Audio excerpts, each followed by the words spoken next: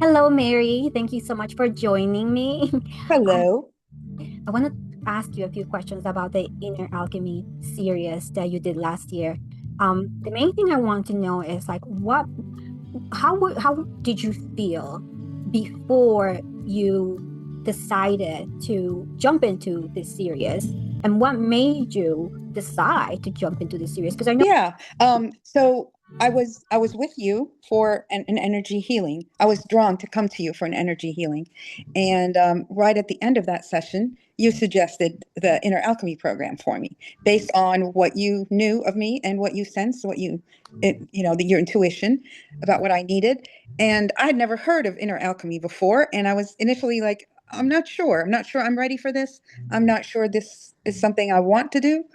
And, it felt like I would have to take control to Mm, make some changes. mm, Um, and meanwhile, I was getting, eh, not that anyone ever gets comfortable in their pain, but I mhm, was comfortable in that space where I felt pain and I felt like somebody else created this pain for me. mm, And I wanted them to take it away, not me work on making it go away.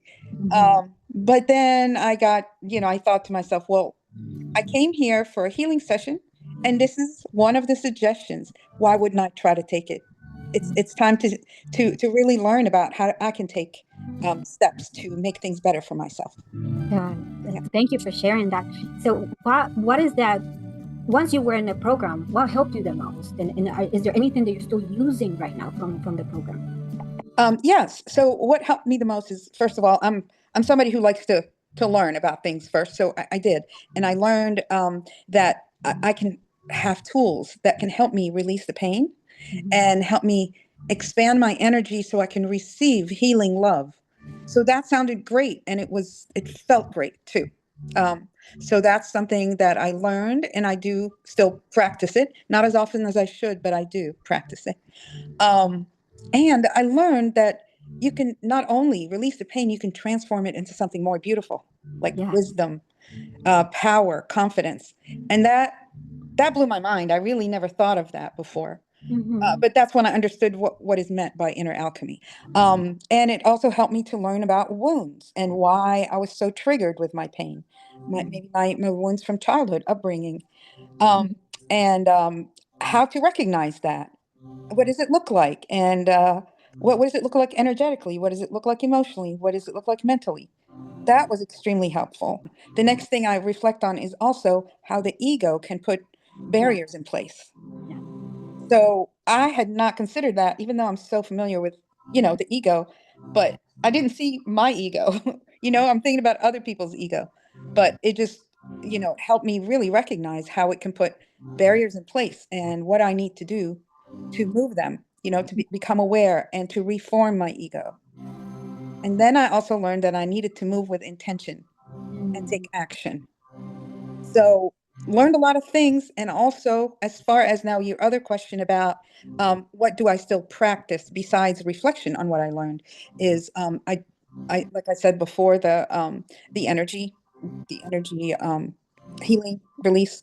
And also I do a lot of the tapping Oh. technique that you taught Mhm. us, and I use the affirmations that you gave us. I do that probably the most of everything because it's almost like you release things that you don't want, and with you open yourself